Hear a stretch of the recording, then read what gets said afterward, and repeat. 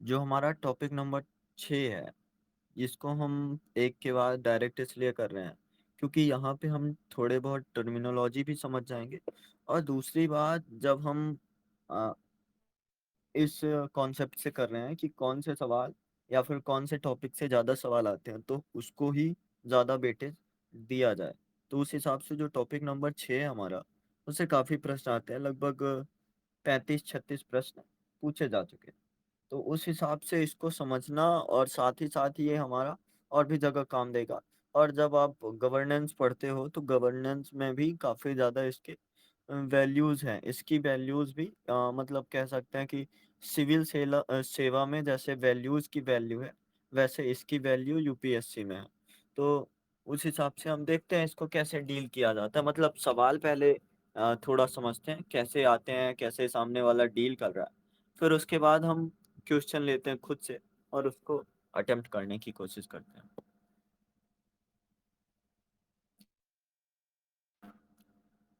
एक सेकंड, कुछ टाइप कर रहे हो क्या? हाँ ठीक है। तो देखो, इनकी कॉपी खोलो, शक्ति दुबे जी की। पेज नंबर 25 है। सरकार द्वारा ज्ञापनों पर सार्वजनिक धन व्यय करने से जुड़े नैतिक मुद्दों पर चर्चा कीजिए। इन मुद्दों के समाधान के लिए आप सुझाव क्या उपाय सुझाएंगे? अगर कोई आपको और सवाल दिख रहा है जो और बेहतर तरीके से समझा पा रहा हो तो वो सवाल भी बता सकते हो, पर हम जरा इसको कंपेयर करते हैं। और दूसरा, थोड़ा एक सेकेंड, हम वैल्यूज को समझते हैं कि है क्या, इस टॉपिक में है क्या। तो जब आप देखोगे तो लोक प्रशासन में लोक सिविल सेवा मूल्य तथा नीति शास्त्र। तो नीति शास्त्र मूल्यों को लगभग थोड़ा बहुत तो हम पहचानते हैं, लेकिन वो, जैसे आपको पता ही है, व्यक्तिगत होते हैं। मूलतः जो नैतिकताएं होती हैं, वैल्यू होते हैं, व्यक्तिगत होते हैं। पर जब एक इंसान कहीं भी सिविल सेवा में चला जाए या फिर किसी भी जगह पे जाता है जहाँ पे वो उसकी जो लाइफ होती है वो पब्लिक लाइफ हो जाती है। तो पब्लिक लाइफ में ये जो वैल्यूज हैं, ये जो इथिक्स है, मोरालिटी है, तो कैसे काम करती है, उसकी क्या समस्याएं बन जाती है। जैसे आप समझो, वैल्यूज में तो ये भी है बंधुता का भाव।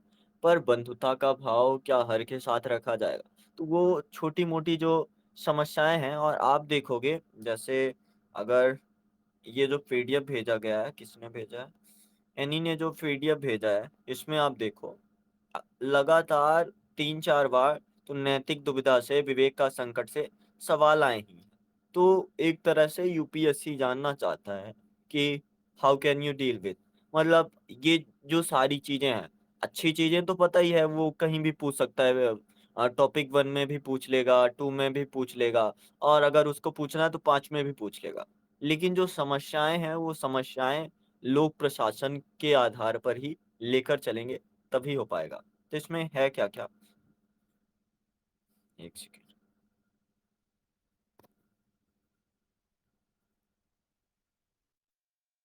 इसमें है क्या क्या जरा देखते हैं।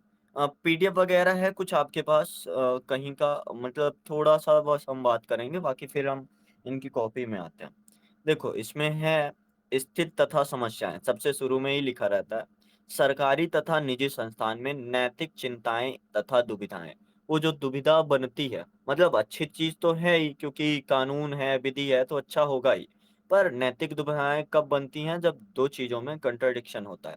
और आगे लिख रखा है नैतिक मार्गदर्शन के स्रोतों के रूप में विधि। मतलब आप जो कंट्रडिक्शन बना तो उसके लिए क्या तरीके होंगे, क्या विधियां होंगी?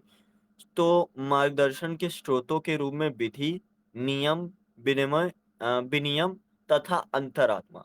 अंतरात्मा को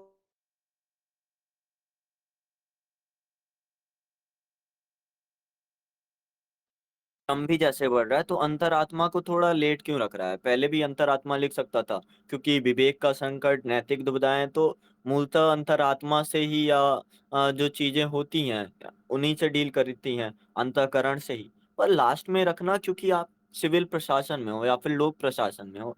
और जब लोक प्रशासन में होंगे तो आपके लिए जो विधि के मायने होंगे वो मायने ज्यादा ऊपर हैं आपके व्यक्तिगत जो अंतरात्मा है, अंतःकरण है, अंतः प्रज्ञा है, इन सारी चीजों से, या फिर विवेक है, तो इनसे ज़्यादा ऊपर रहते हैं। तो उस आधार पर ही हम थोड़ा समझेंगे। और क्या लिखा है इसमें, सिलेबस केवल पढ़ रहा हूँ अभी। उत्तरदायित्व तथा नैतिक शासन, शासन व्यवस्था में नीतिपरक तथा नैतिक मूल्यों का सुदृढ़ीकरण हमने पढ़ी थी कि जो टॉपिक नंबर 1 था, उस टॉपिक 1 में भी ऐसा कुछ हमें कॉन्टेक्स्ट दिखा था, जहाँ पे समझ आया कि नीतिपरक और नैतिक मूल्य का सुदृढ़ीकरण वास्तव में केवल नियमों से नहीं हो सकता। तो वो चीज़ों पर भी हम बात करेंगे। और जो लास्ट है, शायद इसको हम मेन कह सकते हैं कि जब आईएफएस वगैरह में जाते हैं, तो ये चीज़ें थोड़ा इम्पोर्टेंट होती हैं कि अंतर्राष्ट्रीय संबंधों तथा निधि व्यवस्था, जिसको फंडिंग बोल लो, में नैतिक मुद्दे, कॉर्पोरेट शासन व्यवस्था। मतलब एक सरल सा एग्जांपल समझना चाहो कि जो देश के लिए तो भला है, पर वो गलत तरीके से फंडिंग आ रही है। तो क्या ऐसी फंडिंग में ऐसा केस स्टडी आपने सुना होगा कि जिसमें फंडिंग तो आपको मिल जाएगी, पर आपको जो गलत कर रहा है, मान लो रशिया गलत कर रहा है, यूक्रेन गलत कर रहा है, तो उसका समर्थन या सहयोग करना पड़ेगा। तो वहां पे नैतिक मुद्दे कैसे टकराएंगे, कैसे उन चीजों को एक आधार में रखा जाएगा, काफी इम्पोर्टेंट है। अब वापस आते हैं हम थोड़ा टॉपिक पर। सवाल नंबर 6 है इनका, और पेज नंबर 25 खोलो। सरकार द्वारा विज्ञापनों पर सार्वजनिक धन व्यय करने से जुड़े नैतिक मुद्दों पर चर्चा कीजिए। इन मुद्दों के समाधान के लिए आप क्या उपाय सुझाएंगे। मतलब discuss the ethical issues involve in the spending of public money. जो सार्वजनिक मनी है या फिर पब्लिक सार्वजनिक धन है, उसे डील करने में by the government of advertisement, प्रचार करके, प्रचार की जो चीजें होती हैं, विज्ञापनों, सरकार द्वारा विज्ञापनों पर। What measure would you suggest to address these issues? ये जो मुद्दा दिख रहा है, पहले तो आप मुद्दे गिनाओगे, जैसे इन्होंने क्या लिखा समझना थोड़ा। The legislature is considered to be the guardian of public money. जो लेजिस्लेचर होता है वो गार्डियन होता है पब्लिक मनी का, मतलब वही डील करता है कि कैसे उसको डील करना है, कैसे उसको नहीं डील करना है। The taxes collected are deposited into 3 type of fund. कौन कौन से 3 फंड में होते हैं? कंसोलिडेट फंड ऑफ इंडिया, और क्या लिखा है, पब्लिक अकाउंट ऑफ इंडिया, और एक कॉन्सिक्वेंशियल फंड। तो 3 तरीके के फंड होना कि आप देखो, 3 फंड में ये चीजें यूज की जाती हैं। और गार्डियन होता है जो लेजिस्लेचर होता है, वो हमारे पब्लिक मनी का, सार्वजनिक मनी, अब चाहे टैक्स हो, चाहे हम जिस भी तरीके से वो मनी सरकार को दे रहे हैं, तो उस चीज में 3 टाइप के फंड आप कर सकते हो। मतलब गार्डियन क्या करता है, मान लो कि 4 लोगों ने कमाया, अब 4 लोग कमा के गार्जियन को दे रहा है। अब उसे जब समझ आएगा कि ज्यादा किसको जरूरत है, तो उसको बांटेगा।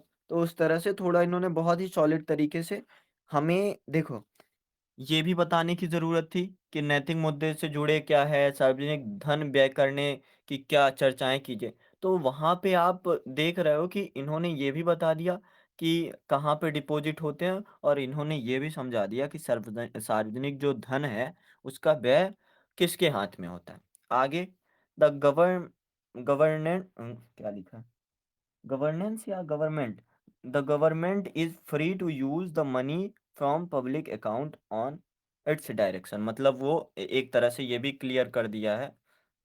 कॉपी है इनकी, शक्ति दुबे जी की कॉपी है, पेज नंबर 25, जो कल भेजी थी copy.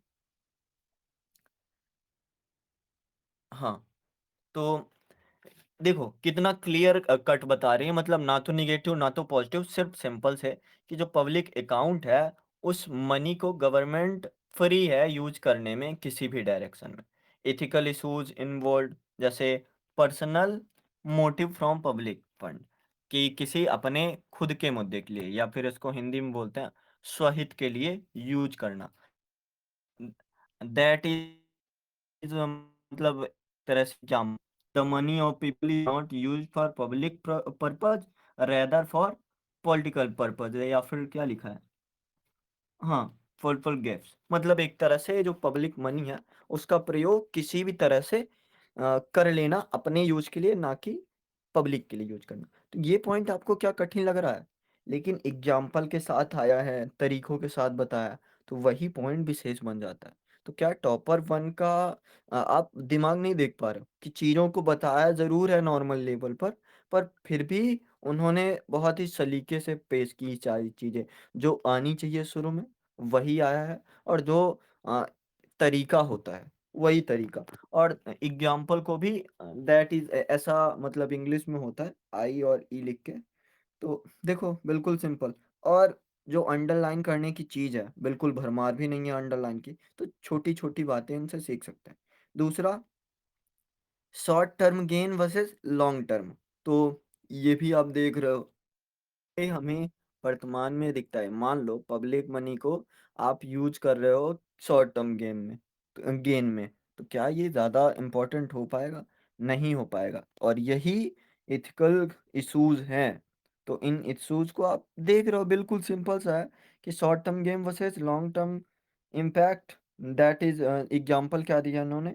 Money could have been used for creating capital, money जो हो पूँजी बनाने के लिए हो, और पूँजी बनाने के लिए मनी वास्तव में हो सकता है इन्वेस्टमेंट आप करो, तो उसमें चीज़ें फ़ायदा करें या ना करें, जो भी हो सकता है। पर अगर लॉन्ग टर्म यूज़ में होगा तो आप उन चीज़ों को थोड़ा देखोगे। तीसरा पॉइंट इन्होंने डाला है अ, क्या लिखा?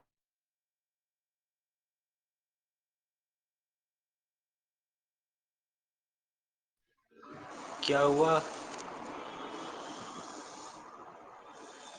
आवाज़ चली गई थी क्या?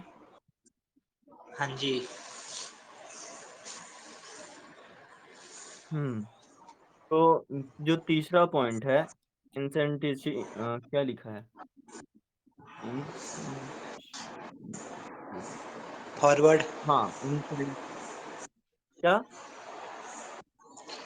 Hello? Forward forward the demand. Forward the demand and weights of people as the Ford is on gaining electoral support instead, मतलब एक तरह से यही प्रचार, अब थोड़ा सा प्रचार जो हमारा था विज्ञापन के लिए, तो इन्होंने इश्यूज को सरकार द्वारा विज्ञापन के लिए शायद ये वाला कि आप इनसेंसिटिव हो towards demand and needs of people as as the poor is a gaining electoral support instead of spending it on better served economy measures। मतलब एक तरह से जहाँ मैं समझ पा रहा हूँ इसका हिंदी मतलब तो यही है कि आप जो भी मनी है उसको पीपल के गेनिंग के लिए नहीं बल्कि इलेक्टोरल सपोर्ट के लिए यूज करना चाह रहे हो। तो ये भी एक नैतिक मुद्दा बनता है। अब नीचे जो सवाल है, हालांकि उन्होंने सिर्फ 3 पॉइंट दिए, और भी पॉइंट लिखे जा सकते थे, पर एग्जाम्पल उन्होंने परफेक्ट दिए तो उतना ज़्यादा दिक्कत नहीं होती। खैर, आप अगर लिखोगे तो मुझे पता है कि जैसे इंसान देख के लिखता है या फिर वगैरह वगैरह जगह से, तो ज़्यादा वगैरह एग्जाम्पल दे देता है कि हाँ इन इन एरियाज में भी है। खैर, क्या इन्होंने उपाय दिए हैं? उपाय का क्रम भी देखना। Increase transparency on the government.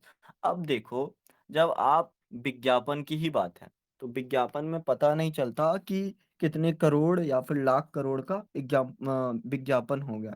तो ट्रांसपेरेंसी अगर रखोगे, पारदर्शिता रहेगी, तो ये सबसे बेहतर तरीका होता है कि ऐसे इश्यूज को सामने ला दो। जब ट्रांसपेरेंसी रहेगी तो वहाँ पे नेता भी थोड़ा, या फिर जो सरकार होगी वो भी थोड़ा सोचेगी कि हाँ, ये मैटर कर रहा है। दूसरी चीज़, holding the government accountable, example RTI act 2005। मतलब एक तरह से, नहीं कॉपी नहीं देख रहा है, बस हम समझ रहे हैं कि जो टॉपिक 6 है उस पे कैसे लिखा जाएगा, किस चीज़ को कैसे डिराइव किया जाएगा। तो एक तरह से हाँ, कि सरकार पर थोड़ा-सा जो अकाउंटेबल है, उनको पकड़ना कि कहाँ से चीज़ें हैं, सवाल पूछ सकते हो या फिर वगैरह-वगैरह। तो इसको थोड़ा और मजबूत करना। अगला है कीपिंग द सिटीजन, ये लिखा है citizen informed, example proactive declaration of fund,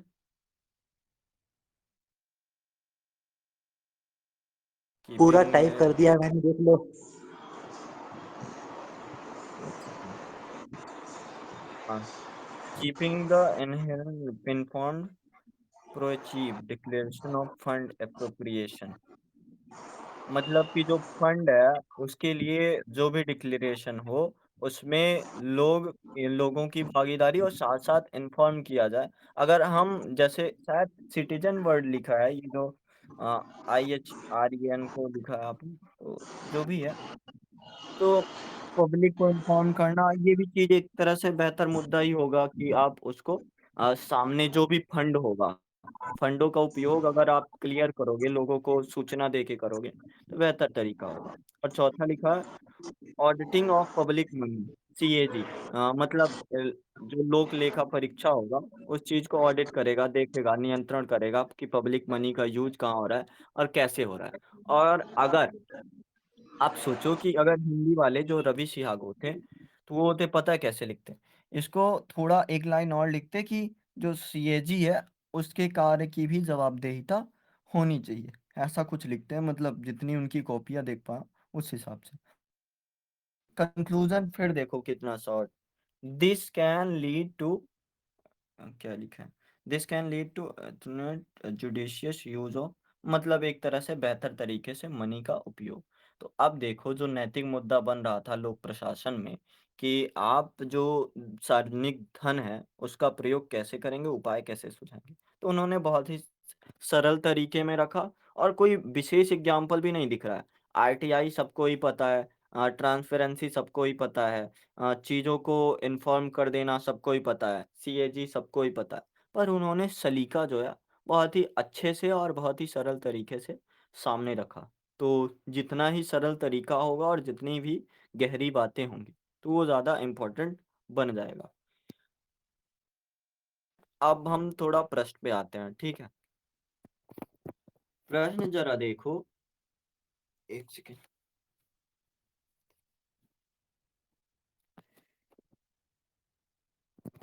pin कर देता हूँ। 2013 का प्रश्न, चाहे आप देखो या ना देखो, क्यों ना देखो, क्योंकि अब जो है आप 25 तक देखोगे, 2025 तक, तो ये तरीके की 3 into 5 15 नंबर, तो ये तरीका आप छोड़ दिया गया है।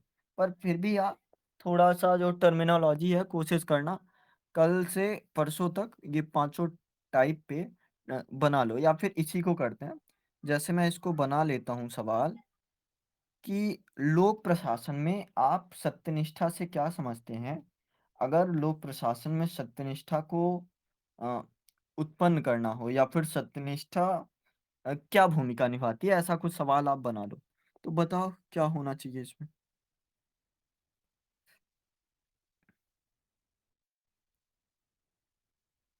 हाँ, उनका कुछ तो होता है जो भी है।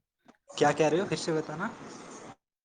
जो ये सवाल है कि सत्यनिष्ठा, तो ऐसे सवाल तो आएंगे नहीं, तो इसको ऐसा बनाते हैं कि लोक प्रशासन में सत्यनिष्ठा से आप क्या समझते हैं, और एक अच्छा लोक सेवक बनाने के लिए सत्यनिष्ठा कैसे मदद करती है या फिर कैसे भूमिका निभाती है, इंटीग्रिटी।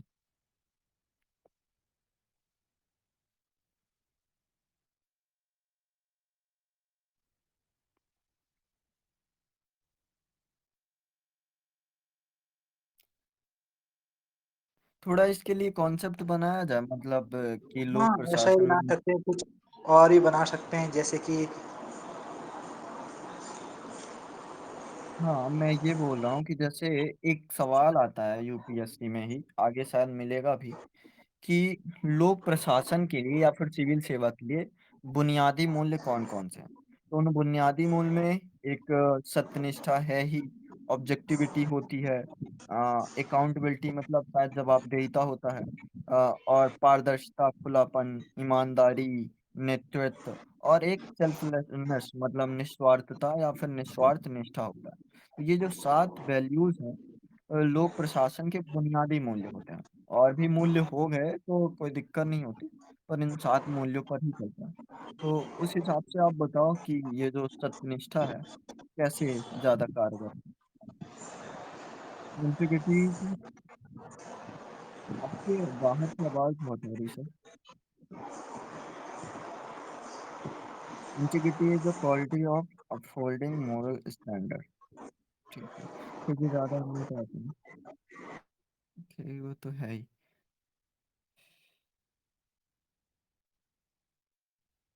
तो अब आप ये बताओ, पहले ठीक है वो सारी बातें तो बाद में, पर जैसे सत्यनिष्ठा को इन्होंने क्लियर तरीके से बताया कि ऐसा है, और एक चीज मैंने पहले भी बता दिया था कि जो कोड वगैरह होते हैं अब थोड़े पुराने से कोट या फिर पौराणिक से या फिर उपनिषदों से कोट उठा लिए जाते हैं। तो वैसा कर लो, या फिर ये भी बहुत सॉलिड है कि इंटीग्रिटी को आप अंग्रेजी में बता दो कि इंटीग्रिटी ये है, और कोई सॉलिड सा कोड जो मतलब ये भी समझा दे। जैसे अभी मैं रवि सिहाग जी की कॉपी देख रहा था, तो उन्होंने किसी चीज को समझाया था, पर साथ ही साथ आगे बढ़ते हुए उस चीज को क्लियर भी कर दिया था। तो जैसे अगर हम बता रहे हैं कि integrity is quality of upholding moral standard, तो आगे हमने क्लियर कर दिया कि the that type of moral standard help public, या फिर जनता को या फिर लोक प्रशासन को हेल्प करती है। तो ऐसा हम कर सकते हैं कि इंट्रोडक्शन ज़्यादा छोटा भी ना लगे। कुछ और आपको पता है इंटीग्रिटी के बारे में तो लिखो। जैसे मैं ग्रोक कर रहा था, तो ग्रोक ने बताया, एक लाइन दी कि सीएस लिविस ने लिखा कि integrity is doing the right thing even when no one is watching. एक ऐसा बताया, और एक मैंने बोला कि कोई इंडियन का नहीं है, तो उन्होंने बोला कि लोक सेवक का जीवन जनता की सेवा में ही समर्पित होना चाहिए। तो ये कुछ खास जुड़ नहीं रहा है। हालांकि एक जो है संस्कृत में, जो तैत्तरीय उपनिषद से लिया गया है, सत्यम वदम धर्मम चरम, मतलब आप उसको ऐसे देख सकते हो कि सत्य बोलने वाला धर्म का संचालन करता है। तो सत्यनिष्ठा शायद इस तरह से भी आप समझा सकते हो। खैर, हम सवाल में आते हैं फिर से। तो सत्यनिष्ठा आप समझ गए एक तरह से, जितने भी तरीके से समझो कि जो मोरल स्टैंडर्ड है उसको, एक तो नो वन वॉचिंग, जब कोई भी नहीं देख रहा तब वो होना। दूसरा कि वो मोरल स्टैंडर्ड को अपहोल्ड करते हैं, वो उस चीज को पकड़ते हैं। और कुछ अगर बोलना हो तो जब कह सकते हो कि जैसे कीवर्ड यूज करते हैं, तो कृतज्ञतावश या फिर बाध्यतावश या दबाव के कारण अपने सरकारी कर्तव्यों से विमुख ना होना, यही सत्यनिष्ठा है। कि आप कहीं पे भी आपकी जो करुणा है वो आ गई, तो आप फिर सत्यनिष्ठ बचे ही नहीं। कहीं पे आपका कृतज्ञतावश की सामने वाले ने, जैसे आप सोचो कि किसी मिनिस्टर ने आपको 4 किताबें दिलवाई थी, या फिर आपको किसी लाइब्रेरी का पास दिलवाया था। अब आप आईएएस बन गए। अब वो नेता खराब काम कर रहा है, तो कृतज्ञतावश हो सकता है कि अब आप उसके प्रति थोड़ा करुणा भाव रखो, या फिर थोड़ा कृतज्ञ भाव रखो। तो वही है, कृतज्ञता के चक्कर में ना पड़ना, बल्कि जो सत्य है, ऑनेस्टी भी ट्रूथफुल वर्ड, हाँ ऐसे वर्ड आप यूज करके क्लियर कर सकते हो कि ये चीजें इंटीग्रिटी को या सत्यनिष्ठा को समझाती है। खैर, ये भूमिका क्या निभाती है, सबसे पहला पॉइंट क्या होगा? अगर मान लो आप शक्ति दुबे हो, तो पहला पॉइंट आप क्या लिखोगे? हाँ, पब्लिक ट्रस्ट के लिए सत्यनिष्ठा, पहला पॉइंट लिख रहे हो, ठीक है। कंसिस्टेंसी इन डिसीजन मेकिंग, मतलब डिसीजन मेकिंग में एक तरह से क्या बोलते हैं इसको, निरंतरता। इंश्योरिंग जस्टिस, जस्टिस को या फिर न्याय की पुष्टि के लिए, ठीक है। और कोई पहला पॉइंट लिखना जो चाहे, सत्यनिष्ठा क्यों जरूरी है या फिर लोक सेवा में?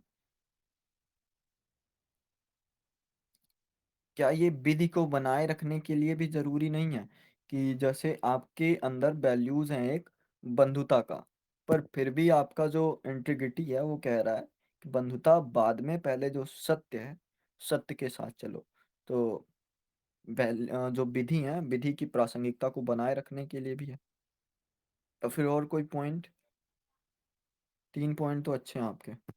एग्जाम्पल के साथ बताते चलो, पब्लिक ट्रस्ट में कैसे। अ, श्री श्रीधरन का बता सकते हो, मेट्रो मैन, या फिर कोई और एग्जाम्पल जो आजकल चल रहे हैं, या फिर करंट में जो एग्जाम्पल चल रहा है उसका आप गिना सकते हो कि ये चीजें सामने आती हैं। खैर 3 पॉइंट हो गए, 4 पॉइंट हो गए। वैसे एक आध पॉइंट और बताओ कि इंटीग्रिटी क्यों जरूरत है, फिर हम करते हैं कि इंटीग्रिटी आएगी कैसे।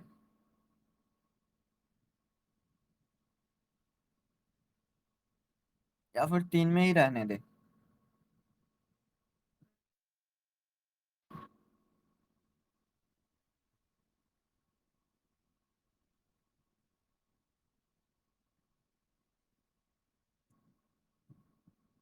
One second. ठीक है, ओके। तो आप सत्यनिष्ठा जो भी है ये आएगी कैसे, या फिर ये जो वैल्यू है एक तरह से, ये मनुष्य में सार्वजनिक पद धारण करने वाले लोगों के लिए क्यों चाहिए होती हैं, ये तो हम समझ गए कि इसे इस चीज के लिए चाहिए होता है। पर ये आएगा कैसे, अब ये जरा बताओ। क्या सत्यनिष्ठा पहले से ही होता है, या फिर इसको सीखा जा सकता है।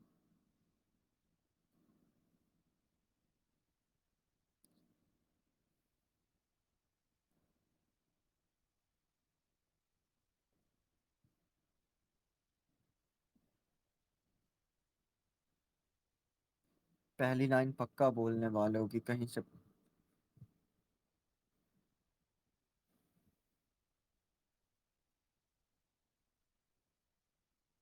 एथिकल वैल्यूज देके, घर से, परिवार से, या फिर नैतिक शिक्षा जिसको बोलते हैं वहां से प्रशिक्षण लेके, कोड ऑफ कंडक्ट का पालन करके, यहाँ से भी कर सकते हैं। मतलब जैसे आप सत्यनिष्ठ नहीं भी हो तो कम से कम कोड ऑफ कंडक्ट का पालन करो, नियम आचार संहिता वगैरह वगैरह का आप ईमानदारी से उसमें बने रहो, तो भी आप सत्यनिष्ठ हो सकते हो। अच्छा ये बताओ, हाँ, ये बताओ क्या सत्यनिष्ठा अगर नहीं भी है तो पारदर्शिता से, ट्रांसपेरेंसी से, जवाबदेहिता से सत्यनिष्ठा लाई जा सकती है सामने वाले में, कि वो इंसान सत्यनिष्ठ हो सकता है। पूरी तरह तो नहीं, पर हाँ, अगर सिस्टम बहुत ज़्यादा ट्रांसपेरेंस है, तो लाई जा सकती है, क्योंकि जब आपको आपके सारे कामों के प्रति आपको जवाबदेही देनी है, कुछ भी गलत हुआ तो आपको पता है कि इसके ज़िम्मेदार हम हैं, क्योंकि हमें सौंपा गया है वो काम, तो उससे आ सकती है। हम्म। क्योंकि जवाबदेहिता से वह भी होता है, क्योंकि अगर आप किसी भी कार्य में आप दोषी पाए जाते हैं, तो आपको दंड मिलेगा, आपके प्रति कार्रवाई हो सकती है। अच्छा, जैसे अगर सवाल आ ही जाए कि सत्यनिष्ठा ज्यादा प्रेरणा से होती है या फिर आत्मावलोकन से, मतलब सेल्फ रिफ्लेक्शन ज्यादा होगा, या फिर किसी लोगों से मोटिवेशन लेना, चाहे वो बुक हो या फिर चाहे कोई बड़ा कैरेक्टर हो, वहां से ज्यादा होता है, या फिर आत्मावलोकन ज्यादा महत्वपूर्ण होगा। होगा तो दोनों, पर कंपेयर कर लेते हैं अगर, तो कौन ज्यादा होगा, और जो आगे निकलेगा तो उसको ही पहले हम पॉइंट में रखेंगे।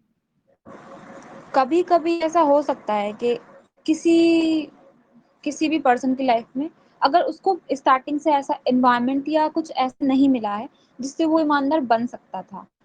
पर उसको कुछ ऐसा दिखता है, वो कोई कहानी पढ़ता है या किसी व्यक्तित्व के बारे में जानता है, जो बहुत ही सत्यनिष्ठ हैं और जिन्होंने बदलाव किए हैं अपनी कामों से, तो हो सकता है उनके व्यक्तित्व में चेंज आ सकता है। पर मुझे ऐसा लगता है कि जिस व्यक्ति के अ, आंतरिक गुणों में ये गुण एक नहीं है कहीं भी, तो पूरी तरह से बदलाव आना मुश्किल है।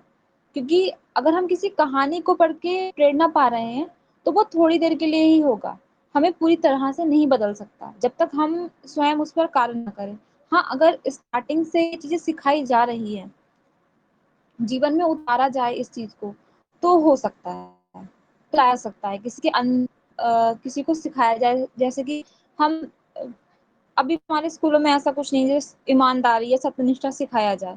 सिलेबस में बोलते ज़रूर हैं, कहानियाँ पढ़ाते हैं, पर ऐसा है नहीं। तो अगर स्कूल में भी सिखाया जाए, फिर परिवार में सिखाया जाए, फिर हमारे समाज में आस-पास सिखाया जाए। हम कि अपने आस-पास हम देखते हैं लोग कितना झूठ बोलते हैं, तो हमें लगता है ये तो छोटा-सा नॉर्मल सा झूठ है, इसको बोलने से क्या होगा? और छोटे-छोटे झूठ फिर आगे बड़े बनते जाते हैं।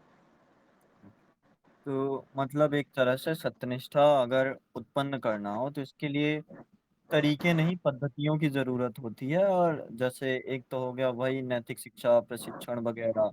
दूसरा मैं चाहता हूँ कि जो सेल्फ रिफ्लेक्शन है वो ज़्यादा ऊपर होगा, क्योंकि जैसे कोई भी चीज़ होगी, कोई भी दिक्कत होगी कि आपने ये काम किया, गलत काम किया, अब उसके लिए आपको सज़ा मिल रही है या फिर जो भी चीज़ें हैं। तो वहाँ से वो तुरंत पैराडाइम शिफ्ट करेगा और शायद सत्यनिष्ठ हो जाए। पर जो बुक वगैरह होती है उनसे भी होता है, पर वो थोड़ा-सा टाइम टेकिंग है कि उससे धीरे-धीरे चीज़ें इंसान या फिर व्यक्तित्व सत्यनिष्ठ होता चलेगा। और दूसरी बात रही कि जो कानून है, सत्यनिष्ठा तो वही है ना कि आप कानूनों के साथ बने रहो। तो अगर कानून, कोड ऑफ कंडक्ट वगैरह-वगैरह का पालन आप ईमानदारी से करते हो, तो आप धीरे-धीरे सत्यनिष्ठा सीख ही जाओगे। जैसे मान लो, आपने तय कर लिया कि हाँ, बस हमें यही चलना है, यही हमें सफलता दिलाएगा, तो आप सही में सत्यनिष्ठ हो जाओगे। और जैसे एक पॉइंट तो ये भी है कि पारदर्शिता का बहुत हो जाना, या फिर अगर कहें कि थोड़ा भी है अगर, तो शायद वो धीरे-धीरे सत्यनिष्ठा को डेवलपमेंट कर दे। और कुछ लोग मैंने कॉपियाँ देखी हैं कि वो आध्यात्मिक साधना को भी लिखते हैं, जैसे योगा हो गया, ध्यान हो गया, ग्रंथों के साथ जुड़े रहना हो गया, जो भी है, तो उन सारी चीज़ों को भी लिखते हैं, तो अगर चाहो तो लिख सकते हो। खैर ज़्यादा पॉइंट देने नहीं है, तो इतनी सारी चीज़ें क्या लिखा है, टाइप पर्सनल लव और एनिमल प्योर वेजिटेरियन। ठीक है, तो इस तरह से हम सत्यनिष्ठा को ला सकते हैं और लोक प्रशासन में ये हमें काफी मदद करेगा। दूसरा है हमारा अध्यवसाय, मतलब परजिबरेंस। तो इसको आप कैसे समझते हो, इसका क्या मतलब होगा, और ये लोक प्रशासन में या लोक सेवा में कैसे, क्या इसका मतलब ये होता है कि आप बने रहो किसी चीज में, सुधर रहा या नहीं सुधर रहा, तो ऐसा है क्या इसका मतलब?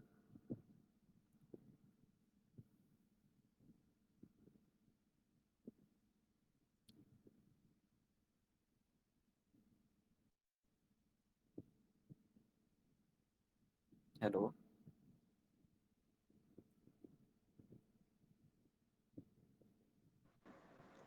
इसका हमें नहीं पता, हमें याद नहीं आ रहा है। देखो, इसका मतलब ये है कि जैसे मान लो आप लोक सेवा में हो और आप बिहार क्षेत्र में चले गए, फिर आप अंडमान या फिर कहीं भी, मतलब हर राज्य की अपनी अपनी समस्याएं तो होती हैं। तो आप किसी भी क्षेत्र में हो, वहां पे समस्याएं, ऐसा तो नहीं होगा कि आप में बिल्कुल सत्यनिष्ठा है या फिर आप में बिल्कुल ईमानदारी है, जवाबदेहिता है, तो उससे चीजें सॉल्व कर लोगे। आपको थोड़ा सा दृढ़ता भी चाहिए, आपको थोड़ा सा परजिवरेंस भी चाहिए कि जो काम होगा, एक दिन में काम नहीं बनता है, उसके लिए टाइम लगता है। तो ये चीज होती है दृढ़ता, इसको बोलते हैं, या फिर अध्यवसाय बोलते हैं, जिसमें आप किसी भी चीज को, भले उसमें ज्यादा टाइम लगे, पर ज्यादा टाइम चीजों को बहुत बेहतर तरीके से सुलझा देते हैं। तो इसका मतलब ये होता है। इसके लिए कोई एग्जाम्पल या फिर कोई कोड वगैरह पता है आपको तो बताओ।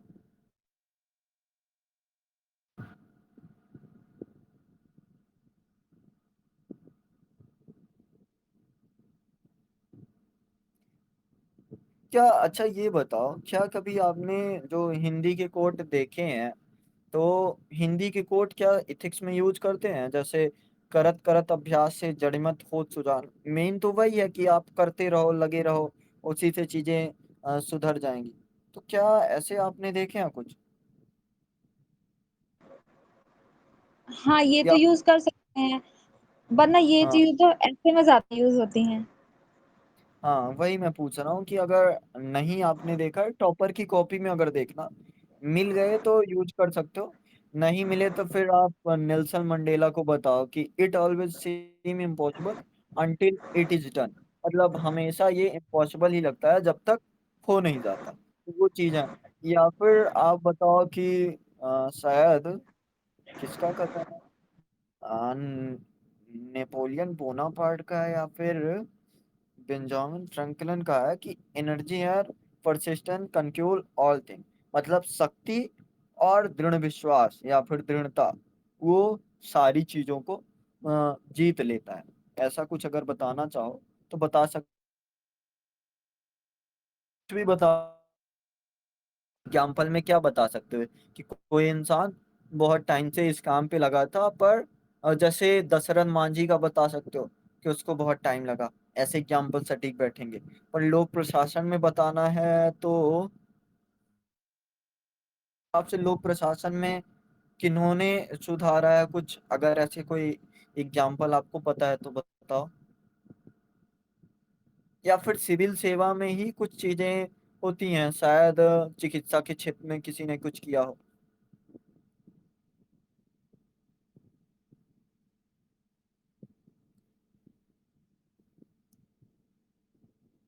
कुछ भी नहीं याद आ रहा। अभी तो मेरे को भी कुछ याद नहीं आ रहा। अच्छा, तो एक एग्जाम्पल मिलता है कि शायद हम्म, एक तो यूपीएससी का बता सकते हो कि यूपीएससी में इंसान बना रहता है तो उसमें रैंक बेहतर आती है। या फिर और हालांकि मुझे भी अभी एग्जाम्पल नहीं याद आ रहा, पर आप आराम से एग्जाम्पल ढूंढ सकते हो जो जिन्होंने परजिपरेंस की खूबी सामने दिखाई है, तो वो मिल जाएगा एग्जाम्पल बता के आप चीजें क्लियर कर सकते हो। यानी को शायद पता हो एग्जाम्पल। खैर हम आगे बढ़ते हैं, इसको आप समझ सकते हो। और दृढ़ता कैसे लाई जा सकती है? हाँ, कौन सा सर क्वेश्चन चल रहा है? क्वेश्चन टू है, मतलब क्वेश्चन वन का ही टू है, जो है परजिपरेंस अर्थव्यवसाय। अच्छा देखो। तो अब हम तीसरे में आते हैं। अब पहले अगर यही पूछा जाए कि इसको कैसे डेवलप किया जा सकता है, तो जो दृढ़ता होती है वो दृढ़ता संयम से आती है कि आप संयम रखो, या फिर वो मूल्यों को सिखाने में, या फिर लगातार आपके अंदर जो धैर्य है उस चीज में जैसे कोई परिणाम आपने देख रखा है, जैसे पुराने वाला था ना सत्यनिष्ठा में, तो हम किताबों से भी सीख सकते हैं, फिर हम कुछ कहानियों से प्रेरणादायी स्रोतों से सीख सकते हैं। कछुआ वाली कहानी का होना हो, ये मतलब बेसिक सा एग्जाम्पल है, पर ऐसा एग्जाम्पल आपने देखा ही है कि शक्ति दुबे जी यूज ही करती हैं, तो हम भी कर सकते हैं। या फिर कुछ और भी चीजें हैं जिससे परजिवरेंस सिखाया जाता हो, जैसे एक जो हमारा यूपीएससी में जो लवासना में होता है प्रोग्राम, तो 2 साल की जो ट्रेनिंग होती है, तो ट्रेनिंग के दौरान इसको प्रशिक्षण बोलो हिंदी में, उसके दौरान सिखाया जाता है। और कहाँ सिखाया जाता होगा? और हम अपने सोशल लाइफ में भी देखते हैं, या फिर जो करंट लाइफ की एक दिन में ही सब बेहतर नहीं होते, उनके लिए टाइम लगता है, तो समय से सीख सकते हैं। और कोई तरीके हो सकते हैं तो उसको लिखना। अब हम आगे बढ़ते हैं, हम बस ऊपर ऊपर से समझ रहे हैं कि कितने पॉइंट हो सकते हैं।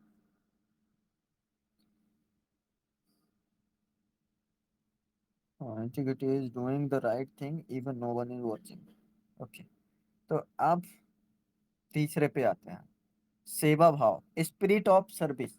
तो अब ये सवाल थोड़ा और ज्यादा जरूरी है। क्यों जरूरी है? कि जब आप लोक सेवा में होते हो और सेवा भाव आप में होता है, मतलब स्पिरिट ऑफ सर्विस, तो क्या वो सेवा भाव चीजों में नहीं बढ़ जाता? एक जनता की सेवा या फिर किसी एक वर्ग की सेवा। तो जब दो चीजों में चला जाता है सेवा भाव, या फिर जब सेवा भाव में आपके अंदर सहिष्णुता या फिर करुणा आ जाती है, तो चीजों को आप प्राथमिक या फिर थोड़ा सा नजरअंदाज नहीं कर सकते। जो नजरअंदाज करना जरूरी था, प्राथमिक चीजों को देखना जरूरी था। तो सेवा भाव को पहले तो पॉजिटिव पक्ष में बताओ, सेवा भाव से आप समझते क्या हो? क्या इसके लिए वो जो परहित सरिस धर्म में भाई ये जो कोट है वो फिट बैठेगा, या फिर कुछ और? डेफिनेशन बतानी है। हम्म। वह आंतरिक या निस्वार्थ प्रेरणा जिसके द्वारा हम किसी भी समुदाय की या जो भी हम काम कर रहे हैं उसकी उसके कल्याण के लिए हम कार्य को खुद भी करते हैं और दूसरों को प्रेरित भी करते हैं। अब इसमें अगर आप एग्जाम्पल देके, जैसे एक तरीका होता है कि पहले कोड डाल दिया फिर एग्जाम्पल देके क्लियर कर दिया, तो आप इसमें क्या डालोगे? जो बातें बताई, क्या महात्मा गांधी की बात डाल दोगे या फिर मदर टेरेसा या फिर कोई मदर और? टेरेसा ज्यादा सेवा भाव में, क्योंकि उन्होंने ही सेवा भाव ज्यादा किया है। मतलब गांधी जी हाँ, को ऐसा इसमें कर नहीं सकते डाल हैं। सकते हम। हाँ, पर गांधी जी ने शायद कहा था कि अगर आपको खुद को पाना है तो आपको दूसरों की सेवा में खुद को खोना पड़े। तो ऐसा अगर लिखना चाहते हो तो ये भी लिख सकते हो, मतलब कोई बड़ी बात नहीं है। बाकी चीजें आप दिखा सकते हो कि ऐसी ऐसी है। फिर सेवा भाव का लोक सेवा में महत्व क्या है, जरा बताओ। 4-5 महत्व तो गिना सकते हो सेवा भाव का। जनता का कल्याण होगा, ऐसा। जी हाँ, एक तो देखिए सबसे पहला तो जो सोसाइटी है उसका डेवलपमेंट हम्म। होगा, सोसाइटी का, जब हम सेवा भाव करेंगे तो सेवा भाव से। और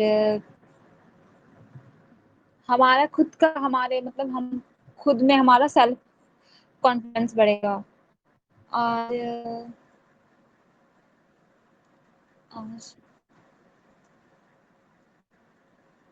और कुछ? और मुझे याद नहीं आ रहा है। तो क्या खुद का कॉन्फिडेंस बढ़ाने के लिए केवल सेवा भाव जरूरी है या फिर और भी चीज? जैसे, हालांकि ये मैं सवाल नहीं कर रहा, बस मैं थोड़ा सा एक और एरिया में ले जाना चाहता हूँ कि अगर पूछ ही बैठे, क्या सेवा भाव से ही लोग सेवक बेहतर होते हैं या फिर उनमें कौन सा भाव होना चाहिए? तो क्या नेगेटिव कॉन्टेक्स्ट में भी सेवा भाव को देखा जा सकता है कि आप में सेवा भाव का मूल्य है? तो नहीं सकते, ईमानदारी होनी चाहिए, सत्यनिष्ठा होनी चाहिए, भेदभाव रहित होना चाहिए उनको। अच्छा, भेदभाव रहित होना चाहिए, मतलब सेवा भाव भी हो तो उसके लिए अधिगामी बर्ताव ना हो, बल्कि बेहतर तरीके से विधि विधि द्वारा सेवा करवा। जी हाँ, मतलब जिनको, अब ऐसा नहीं हो सकता है कि आप किसी से, आपका किसी से संबंध है, मतलब किसी ने आपकी हो सकता है पहले हेल्प की हो और वहां पर वो भी है और कोई और भी है, पर उसको, जो दूसरा पर्सन है उसको ज्यादा जरूरत है। तो अगर आप सत्यनिष्ठ होंगे, मतलब अगर भेदभाव रहित होंगे, तो जिसको जरूरत है आप उसको, अगर जिस चीज की जरूरत है उसको उपलब्ध करवाएंगे, ना कि जिन्होंने आपकी हेल्प की थी उनको। तो ये चीज है। तो क्या मतलब जो कोविड-19 का दौर था, इसका एग्जाम्पल एक फिट बैठता है। कोविड-19 के समय में कोई भी हो, जी हाँ, उन्होंने उस अपनी। पुलिस ने और भी कोई छुट्टियां, एग्जाम्पल? मतलब पुलिस ने भी छुट्टियां नहीं की, और भी मेडिकल स्टाफ भी। और और शिक्षा के लिए सेवा भाव क्या? को सेवा भाव सेवा को भाव क्या शिक्षा के लिए भी जरूरी है? सेवा भाव शिक्षा के लिए, शिक्षा के क्षेत्र में, या फिर शिक्षा हो, चिकित्सा हो। शिक्षा के क्षेत्र में जरूरी है, क्योंकि जब देखिए, जब सेवा भाव होता है हमारे, तो हमारे, क्या कहते हैं इसको, नेचर, हमारे नेचर में चीजें, हमारा मतलब हमारा नेचर अच्छा होता है। अगर आप किसी की हेल्प नहीं करना चाहते, बिना किसी लालच को क्या डेडिकेशन। कहते हैं, लालच को ग्रीडनेस। कुछ और वर्ड यूज करते हैं इसमें, एथिक्स में याद नहीं आता, और लालच को लिप्सा। पता नहीं। तो मतलब जब आपके मन में ऐसा, मतलब मन में लालच नहीं होता है, तो आप किसी की भी हेल्प करते हैं, आप उससे ये एक्सपेक्ट नहीं करते कि वो आपको इसके बदले में कुछ देगा। अगर आप ऐसा एक्सपेक्ट, मतलब हम मान लीजिए मैं किसी की हेल्प कर रही हूँ और बदले में सोचूं कि मैं इनकी हेल्प कर देती हूँ, तो ये मुझे कुछ ना कुछ देंगे। तो एक तो जिनकी मैंने हेल्प की, मुझे लगेगा ये क्योंकि मुझे निस्वार्थ कुछ कर्म। देंगे, तो फिर मैं आगे से किसी की हेल्प नहीं करूंगी फिर, क्योंकि मुझे लगेगा ये हेल्प करने से कुछ नहीं होता है। तो इस टाइम से, मतलब स्टार्टिंग से ही सिखाना चाहिए कि सेवा बहुत अच्छी चीज है, और हमें बिना किसी भेदभाव के सेवा भाव, मतलब बिना किसी ला, क्या होता है वो, निष्काम कर्मा। हाँ, उस वैसा करना चाहिए। और उसमें किसी भी जॉब में तो सेवा भाव ज़्यादा ज़रूरी है, जैसे कि आपने कहा मेडिकल सेक्टर में तो सबसे डॉक्टर फीस ज़रूर ले रहे हैं, पर कर तो वो सेवा ही रहे हैं। हम्म, तो मतलब एक तरह से सिविल सेवा में जो सेवा भाव है बहुत ज्यादा भूमिका निभाता है कि आप सिविल सेवक हो, और सेवक हो तो वो सेवा करना बहुत ज्यादा। अगर वहां पे जो निगेटिव सेंस में चीजें आ जाएंगी कि आप अपने आप को अधिकारी मानते हो, या फिर साहब, जैसे आपने सुना ही होगा कि एक विधायक की अभी कॉल वायरल हुई थी, उसमें शायद सचिव ने उनको साहब नहीं बोला था, तो वहां पे वो गुस्सा हो गए थे। तो ऐसी चीजें हैं कि आप जनता के सेवक हो, तो जनता के लिए समानता, निष्पक्षता, निष्काम कर्म, या फिर वगैरह वगैरह जो भी चीजें होती हैं, ईमानदारी से चीजों को पेश करो, और जितना हो सकता है अधिक से अधिक उन चीजों को वैल्यू देने की कोशिश करो। तो ये सेवा भाव का महत्व है। और सीखा कैसे जा सकता है, ये तो मूलतः बचपन से सीखा जा सकता है।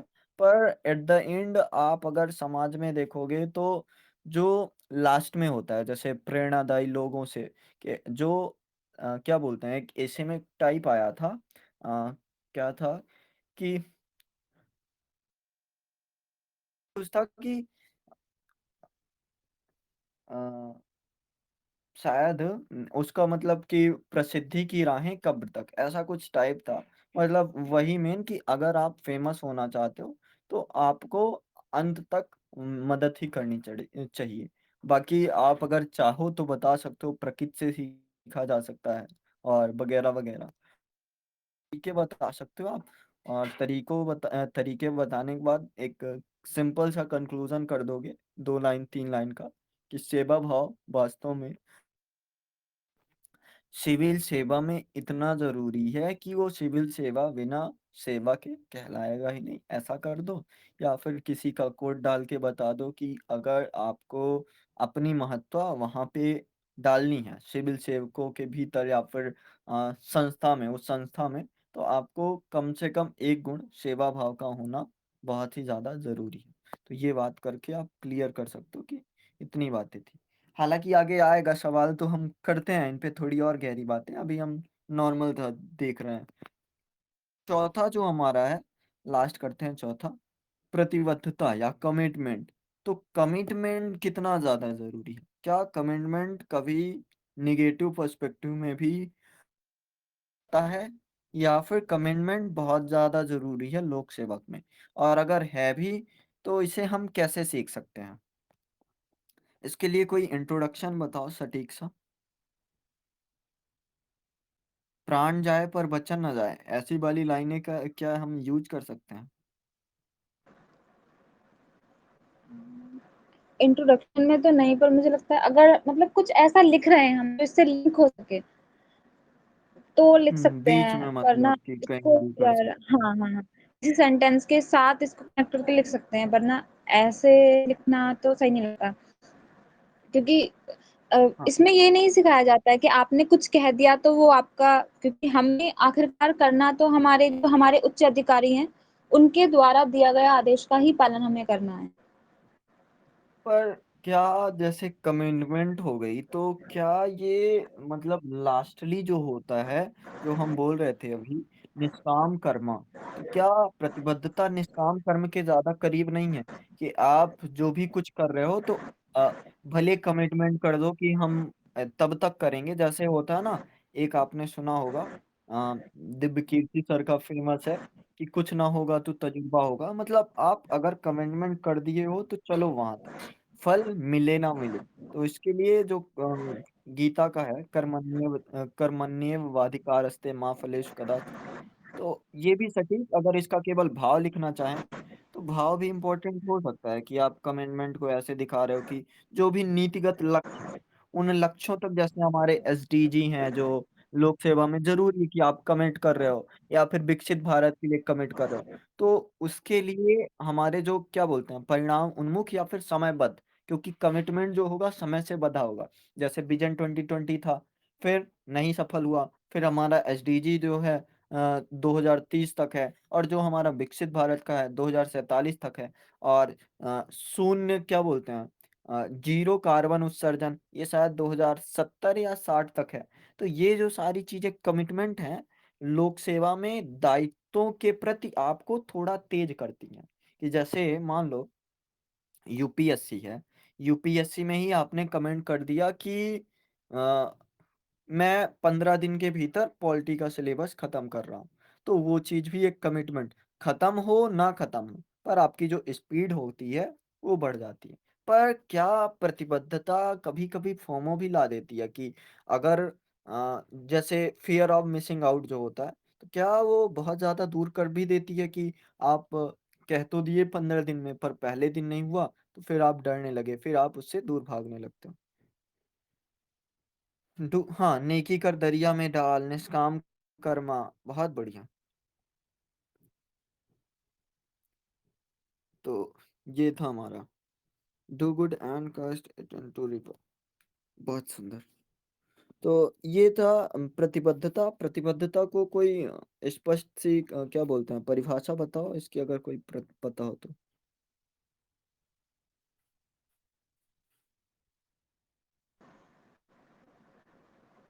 परिभाषा तो अभी याद नहीं आ रही है, खासकर ये क्या परिभाषा याद नहीं होती है। नहीं, तो परिभाषा आप बना सकते हो कि प्रतिबद्धता एक ऐसा मूल्य है जो मनुष्य को फल की चिंता करे बगैर लक्ष्यों की प्राप्ति के लिए आगे बढ़ाता रहता है। तो जैसे ऐसा ऐसे कुछ भी लिख करते हैं। सकते हैं, इससे सिविल सेवक समाज की भलाई के लिए निष्पक्ष रूप से काम करें और उनकी आवश्यकताओं को समझें। कुछ गलत ठीक है।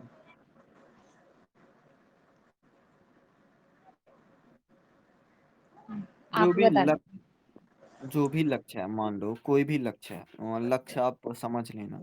जो भी लक्ष्य है वो किसी भी सिद्धांत के ऊपर चलकर एक दृढ़ मानसिकता से अगर उसकी ओर आगे बढ़ा जाता है, तो वही प्रतिबद्धता कहलाती है। अब इसको आप कैसे भी सोच कर दो, इसे बाकी इजी से, प्रतिबद्ध। ये चीज तो समझ आती है, जैसे हम आम भाषा में बोलचाल में बता लेते हैं। मैं हम्म, मैंने मतलब काफी सारे ऐसे सब्जेक्ट्स हैं जिनके बारे में मैं बता देती हूँ, पर जब आंसर लिखने बैठती हूँ ना तो पेन नहीं चलता है। ठीक है, वो ज्यादा दिक्कत है नहीं। आप बस इतना सोच के रखो कि जो भी चीजें हैं प्रतिबद्धता हो, उसको आप ऐसे बता दो कि कर्म करो फल की चिंता ना करो, ऐसी धारणा को जो भी है सरल सा तरीका अपनाओ, और उसी को आप बता दो कि यही प्रतिबद्धता है। या फिर जैसे एपीजे अब्दुल कलाम का है एक कि, हालांकि कोटेशन डालना अब थोड़ा कम कर दिए हैं लोगों ने, पर आप बता सकते हो dreams are not those which you see while sleeping, dreams are those which don't let you sleep. मतलब जो लक्ष्य होगा, उस लक्ष्य की प्राप्ति के लिए आप तब तक चलोगे, जैसे एक उनका भी है, विवेकानंद के भी है, उठो जागो और तब तक आगे बढ़ो जब तक वो कार्य की सिद्धि ना हो जाए। तो यही चीज तो प्रतिबद्धता है कि आपने कमिटमेंट कर दिया, आप उस कार्य के पीछे लगे हुए हो। तो ये चीज होती है। खैर, जो आगे हम बता रहे थे, एक चीज और थोड़ा कर लेते हैं कि प्रतिबद्धता अगर है भी, कमिटमेंट अगर है भी, तो इसको और मजबूत या फिर सीखा कैसे जा सकता है। तो सबसे पहले तो लक्ष्य का महत्व क्लियर हो कि ये चीज करने से होगा क्या, मतलब जैसे समझ लो विकसित भारत से होगा क्या, देश का नाम बनेगा, देश बेहतर हो जाएगा, लोगों की जो भूख होगी वो मिट जाएगी, गरीबी दूर हो जाएगी, बेहतर चीजें होने लगेंगी। तो जब लक्ष्य की महत्ता हमें पता होती है, तो प्रतिबद्धता और बेहतर हो पाती है। अगर आप जैसे कह रहे हो कि 15 दिन में पॉलिटी खत्म हो जाएगा, तो हो आधा से भी कम हो, बट एटलीस्ट प्रतिबद्धता होगी, तो आपको पता है कि जो कमिटमेंट है इसका महत्व क्या है, पॉलिटी का यूपीएससी में महत्व क्या है। तो पहले तो ये है कि वो जो लक्ष्य है, वो जो कमिटमेंट है, उसका महत्व क्या है, ये प्रतिबद्धता को और मजबूत करता है। दूसरी चीज, प्रतिबद्धता के लिए जो सबसे ज्यादा जरूरी है, वही डिसिप्लिन। बिना डिसिप्लिन के आप कर ही नहीं सकते। बहुत सारा मोटिवेशन मोटिवेशन कह सकते हो, बट डिसिप्लिन ज्यादा जरूरी है मोटिवेशन से। बाकी मोटिवेशन भी जरूरी है, ठीक है, पर आप सोच के देखो कि अब हम पहला पॉइंट में डिसिप्लिन या फिर दूसरे में लिखेंगे कि मोटिवेशन को नीचे ही लिखेंगे, ज़्यादा बेहतर होगा। और एक तरीका और कि आपने कमिट कर दिया कि हम 2000 जैसे क्या लगा 2025 कमिट कर दिया कि 2030 में विकसित भारत। अब ये आप पे भी बिल्कुल बोझ बन गया। तो आप जो कमिटमेंट करो उसके लिए छोटे-छोटे लक्ष्य बनाओ कि उसके लिए एसडीजीज हैं 30 तक, फिर उसके बाद 45 तक कुछ और लक्ष्य हैं। तो एक होता है टारगेट को जो कमिटमेंट है, तो बड़े कमिटमेंट को छोटे-छोटे टारगेट्स में बाँट लो। ये भी तरीका एक होता है। और जवाबदेही, आत्म प्रेरणा और और क्या होगा? हाँ, इतनी सारी चीज़ों से आप प्रतिबद्ध होगे और जैसे ही प्रतिबद्ध होगे तो लोक सेवा में जो भी टारगेट, चाहे अपने क्षेत्र से गंदगी को हटाना हो, आतंकवाद को दूर करना हो, सबको शिक्षा देनी हो या फिर कुछ भी करना हो या फिर आपका बहुत बड़ा मैटर है कि जो आपका एरिया है, इसे सर्वश्रेष्ठ जिला बनाना। तो जैसे भी आपके टारगेट होंगे, वो टारगेट बहुत ही आसानी से क्लियर हो जाएँगे। तो मेन कोशिश यही है कि टारगेट क्लियर ना हो पर एटलीस्ट वी ट्राई, नेकी का दरिया में डाल वाली बातें होंगी। तो ये होता है कमिटमेंट। तो ऐसा करके आप खत्म कर सकते हो सिंपल से। तो देखो अभी जो हमने 2013 का किया वो उतना ज़्यादा है नहीं अभी पैटर्न के हिसाब से, बट आगे जो भी हम सवाल करेंगे वो सवाल पैटर्न के हिसाब से होंगे। बट एटलीस्ट पहला करने का हमारा यही मैटर था कि हम कॉन्सेप्ट को समझें, जो टर्मिनोलॉजी है, उन टर्मिनोलॉजी पर काम करें। अभी अगर दिक्कत हो रही है कि चीज़ें सोच पा रहे हैं, तो अगर कल पूछा जाएगा, तो उसमें दिक्कतें होंगी, मतलब उसमें सरलता होगी कि आप चीज़ों को पकड़ पा रहे हो। अब जो भी दिमाग में आ रहा है, वो दिमाग में बिल्कुल उतर पा रहा है। 4 पॉइंट हमने आज बोले हैं, कल 3 उतर पाएँ, तुरंत उतरेंगे। ये नेकी कर दरिया में डाल, ये तो नहीं भूलेगा। निष्काम कर्मा, ये तो शायद नहीं भूलेगा। तो ये चीज़ें होंगी। ठीक है, आज का बस करते हैं। कल देखते हैं कि कल क्या किया जा सकता है। ओके।